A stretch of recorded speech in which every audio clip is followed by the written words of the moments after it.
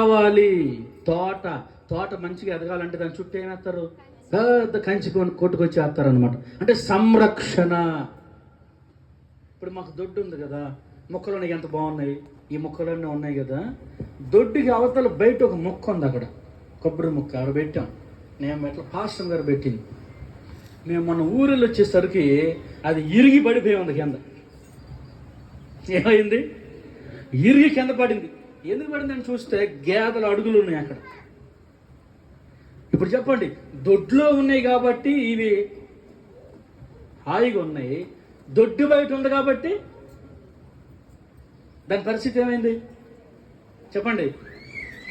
గేదె వచ్చింది, తొక్కింది, పడేసింది. సో అందుకని మొక్కకి ఏం కావాలి చెప్పండి?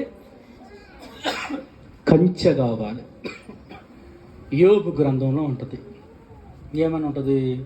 సాతాను వచ్చి మాట్లాడుతూ దేవుడితో, అయ్యా యోబు ఇంట్లోకి మేము ప్రవేశించకుండా యోబు ఇంటి చుట్టూ ఏమేసావు? కంచె వేశావు. స్తోత్రం చెప్పండి. ఏం వేసాడంట దేవుడు చెప్పండి? కంచె వేసి. సాతాను అంటే దొంగ, అపవాది ఇంట్లోకి రాకుండా దేవుడు ఏం చేస్తున్నాడంట? కంచె వేస్తున్నాడంట. దేవుని సంరక్షణ, దేవుని కంచె మన ఇంటి చుట్టూ, మన చుట్టూ ఉండాలి. దేవునికి స్తోత్రం చెప్పండి. అది ఎవరు వేయాలి కంచె? అమ్మ, ఎవరు వేయాలి కంచె? దేవుడు వేయాలి. ఈ మొక్కకి కంచె మనం వేస్తాం, కానీ మనకి కంచె ఎవరు వేయాలి? దేవుడు మనకి చుట్టూ కంచె వేయాలి. టెన్షన్ వేసి మంచిగా మనం అందులో ఏ సాతాను, క్రూర మృగం, దుష్టుడు, అపవాది ప్రవేశించకుండా మనలను అనుక్షణం కాపాడుతున్నది మన దేవుడు. దేవుని స్తోత్రం చెప్పండి. హల్లెలూయా.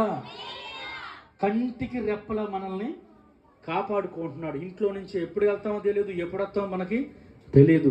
ఆయన సంరక్షణ లేనిదే ఒక్క అడుగు కూడా మనం ముందుకి వేయలేం. వెళ్ళిన మనం తిరిగి ఇంటికి రాలేం. ఇప్పుడు ఇదంతా కూడా ఎవరి కృప, ఎవరి సంరక్షణ చెప్పండి? ఎవరి కాపుదల? దేవుని కాపుదల. హల్లెలూయా, హల్లెలూయా.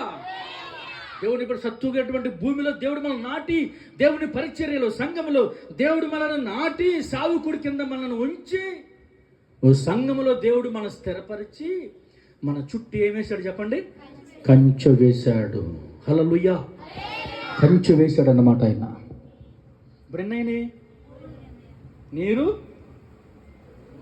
ఎరువు, తర్వాత కంచి, తర్వాత చెప్పండి పర్లేదు చెప్పండి. మొక్క బతకాలంటే ఎదగాలంటే దానికి ఏం కావాలి?